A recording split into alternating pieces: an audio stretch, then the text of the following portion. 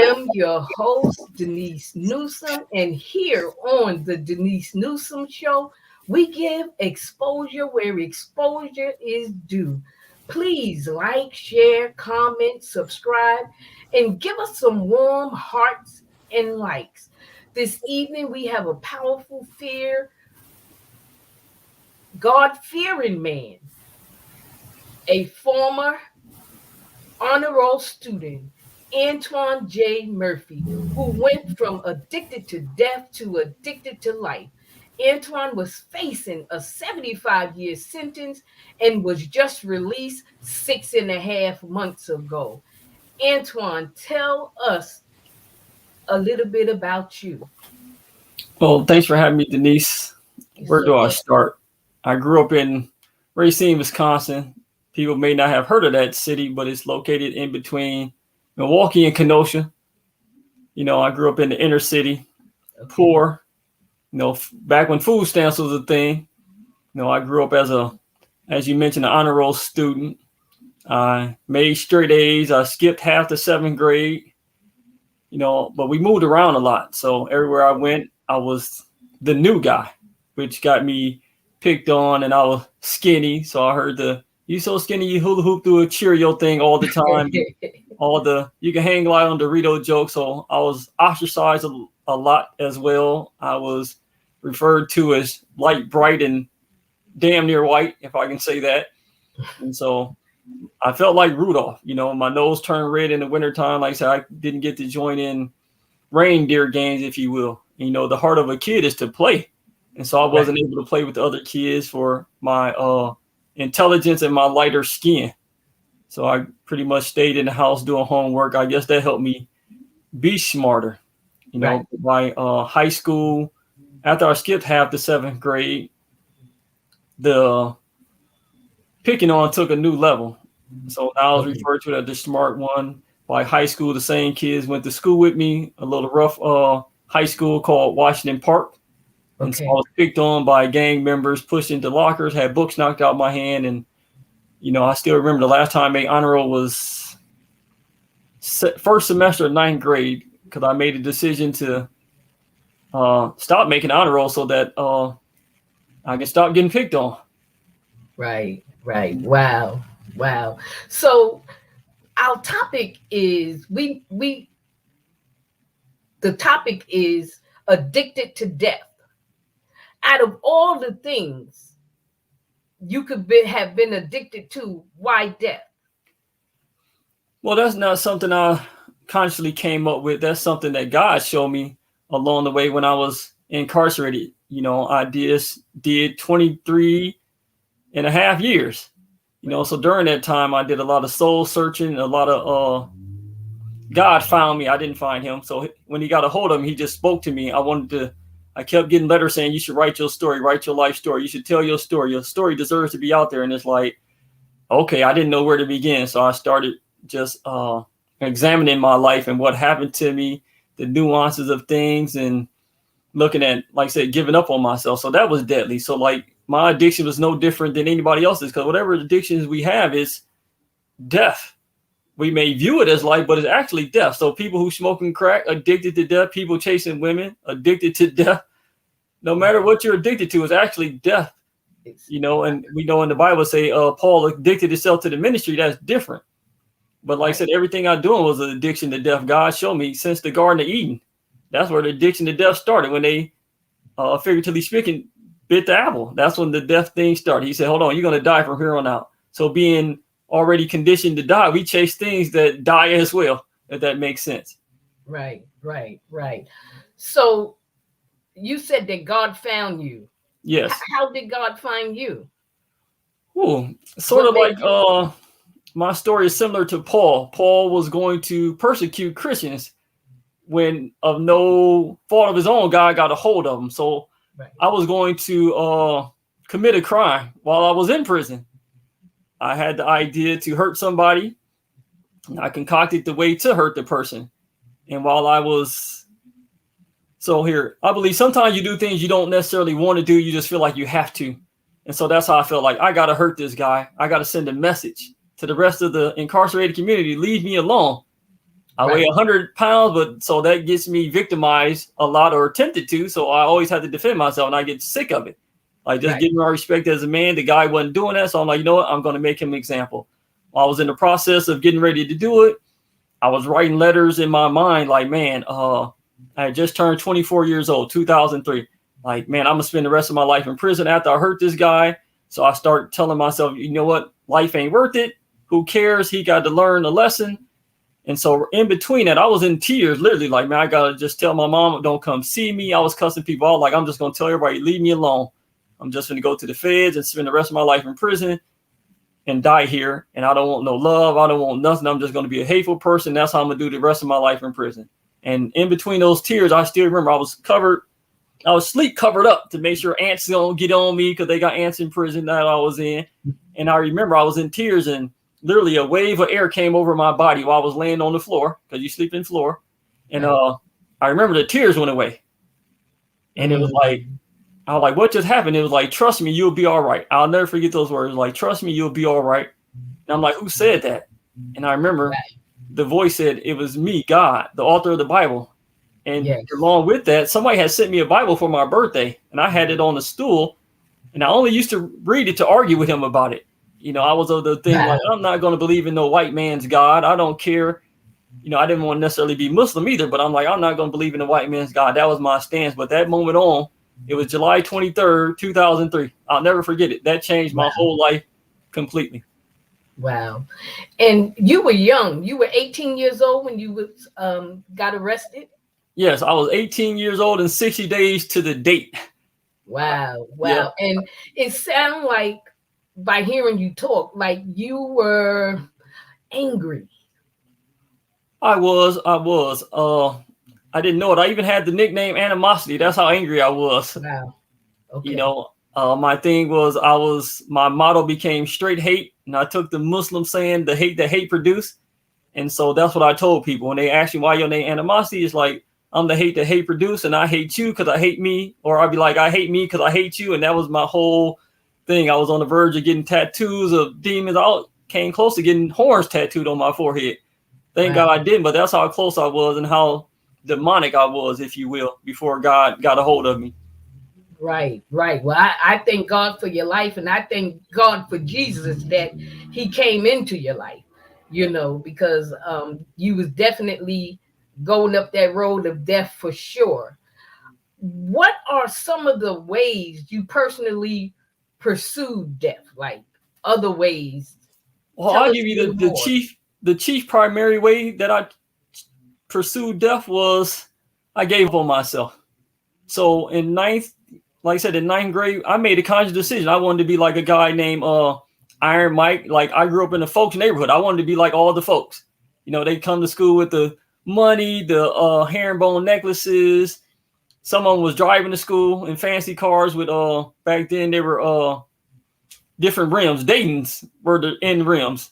You know, I wanted to ride slick. I wanted to have all the girls to lust after me. You know, so that was my chief aim. Like, I didn't like my name either.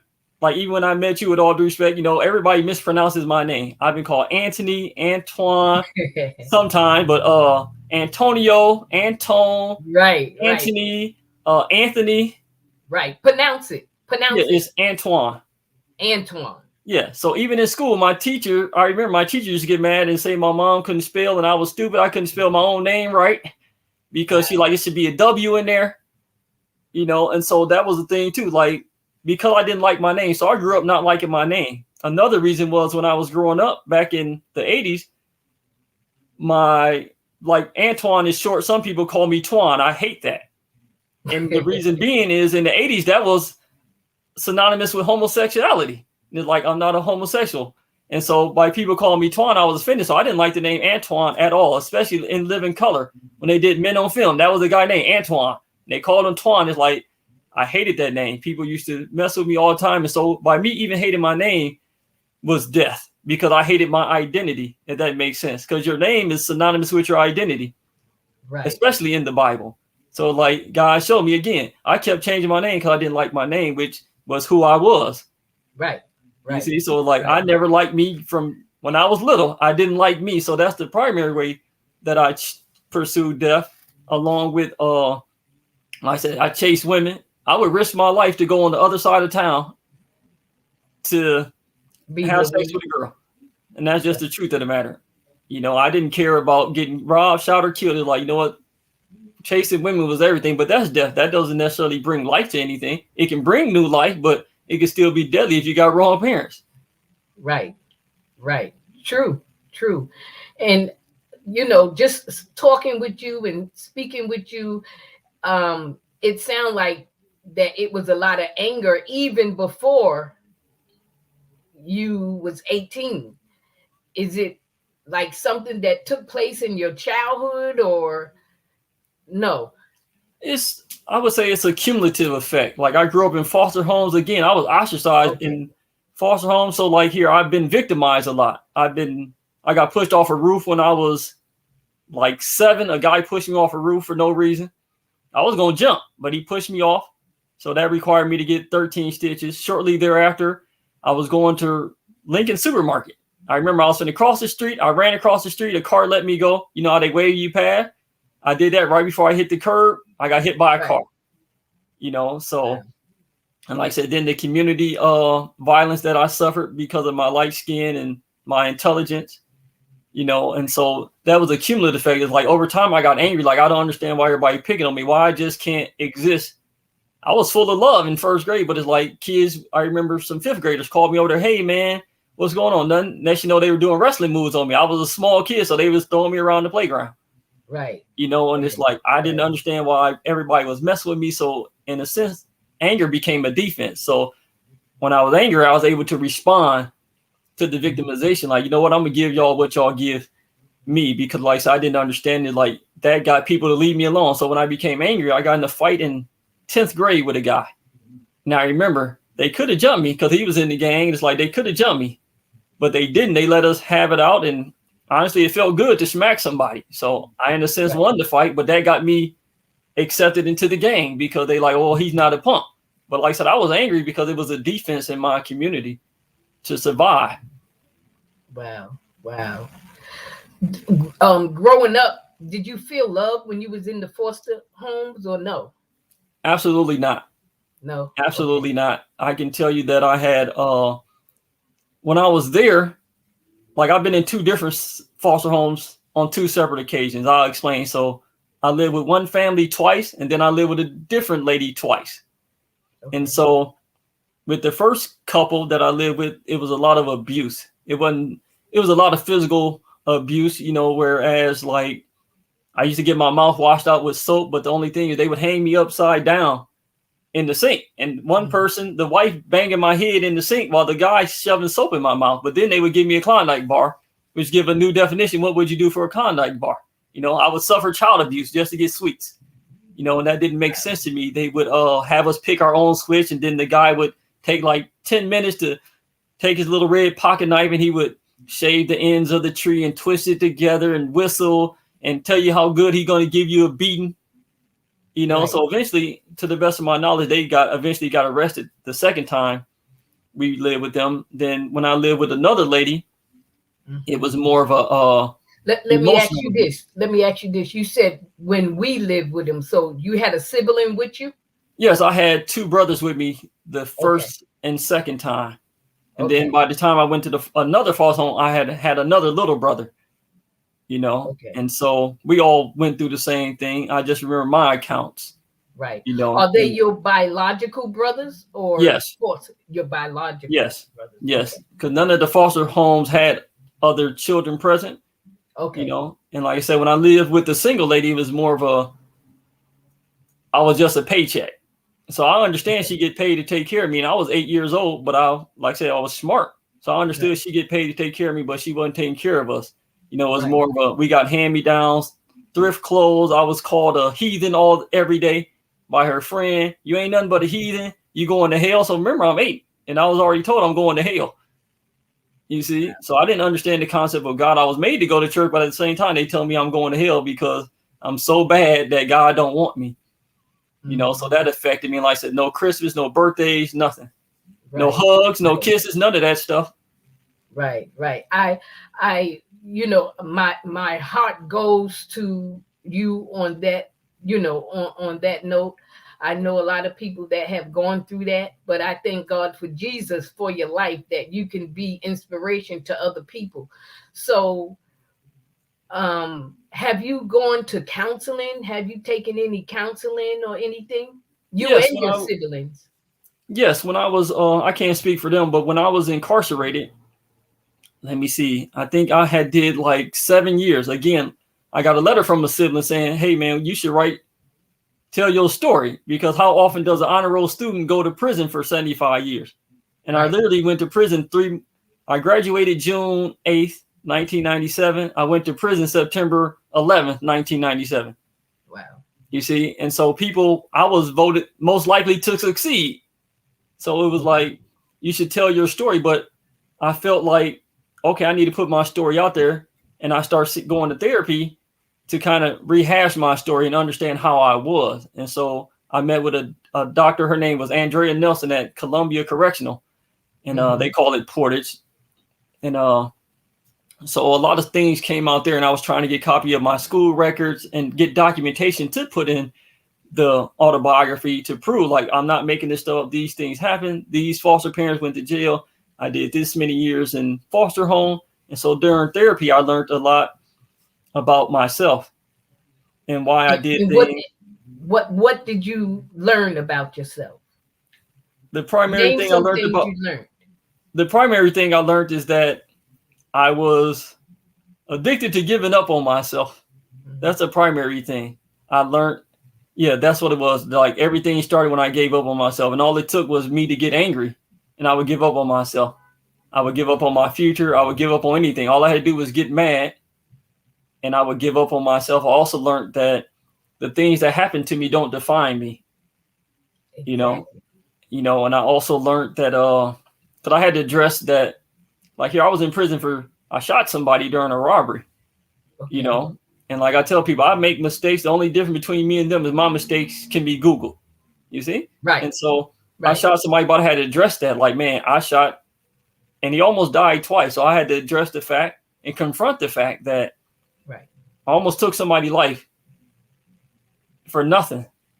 Right. And it should be known, I didn't get money out the robbery. Even if I did, I would have had to pay it back. It just, like, it happened like that, and it's like almost had to deal with killing somebody. And so Right.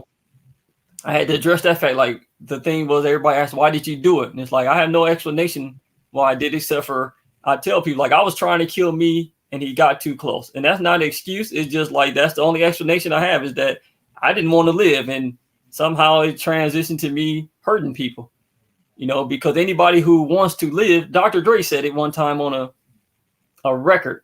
He's a famous rapper, but he said, nobody gonna go out there and shoot somebody unless they just stupid. And he made music about doing it, but he like, you ain't gonna do it for real. But like, I did it for real, and Right. I had to live with the consequences. Like I said, I did. They gave me 75 years in prison for my actions. Right. But I Right. learned, like, man, what happened to me? I wanted real fast. I wanted to be a doctor, so that's what really I had to address. Like, I wanted to be a doctor when I was little, and somehow I wound up being in prison for Wow. damn near taking life when I wanted to help life live. Right. Right. Right. Do you do you think that so tell us what made you do that 180? What really turned your life around? We talked about you being in prison and the things that took place while you were in prison, but what actually had you, I know God, but change? Uh, when I was incarcerated, I came into myself. Like, I came into my manhood. Something that, before I even met God, all right? Before he introduced himself, I was uncomfortable in prison. Something inside of me, and like I said, this is pre-God. Something inside me was like, this is uncomfortable. This is not natural. It just didn't speak. I didn't know nothing about spirit, so I just knew, like, I didn't fit in prison. I didn't act like everybody else. I didn't talk like other people. I wasn't cookie cutter. I wasn't excited to be there. I didn't make up things to do to make it better. I did. Within 6 years, I hated prison. I hated life. I just wanted to die, to be honest with you. I wasn't strong enough to commit suicide. That was the only thing. Like, I didn't think I didn't even know how to tie the knot. I'm just being honest. I Well, tried to do thank it one God. day. Yeah, I tried to tie the noose one day and I couldn't even do it. Now, like I suck at everything. You know what I mean? And so it was like, what happened? And so the real thing happened in, let me see, because I keep journals, so I know dates. It was Yes. June 3rd, 1999. I got a letter from a guy named Tyrone Cross. I'll give him a shout out. But he was my next door neighbor when because I started off in juvenile prison, as they call it, Right. Right. right in my hometown. So that messed with you. I was in a prison in my hometown that my mom lived 2 blocks away from. I can't describe the feeling of being in the prison that you watch be built. Yes. You see, you watch a prison be built, never thinking you're going to be in it. Right. And the whole time I'm walking around the courtyard of the prison, I know what street I'm on the outside, if that makes sense. So like Hingle Yes, it Memorial does. Drive, Hingle Hamilton, Hingle this Albert Street, and I forgot the other street, but it's like I'm literally incarcerated in Yes. my own community. In And your so own community. so much That's like, damn, I'm in right. the, I watched me built like nobody know what that's like. You can smell Right. the barbecue, you It's can hear, like being so close yet so far. yeah, and you can smell So the close but barbecue yet so far. cooking across the street. You see people you know while you're on the prison bus. They throwing up Right. signs and hey and waving at you, and it's like, so that was one thing, But back to the letter, when Tyrone Cross wrote me, like I said, I just met him in prison. I got in a fight, went to segregation. He wrote me a letter and told me, man, I'm disappointed in you. You know, he held me accountable, which nobody had did the whole time I was incarcerated. Nobody told me. He told me I might can go home. He's like, what would you do if they let you go home? I'm looking like I got 75 years. I'm not going home. My release date was 2072. This is 99 when he wrote me the letter. Like, man, I'm like, I'm not going home. But he said, if they let you go, what would you do? And that day, I remember I had a single cell. I walked back and forth like, what am I good at? I can't be a doctor. I'm incarcerated. No way I can be a doctor. So I just start, like I said, again, soul searching. I start walking in my cell by myself and like, what am I good at? And I remember that what came to me was that right before I got incarcerated, I had went to Chicago.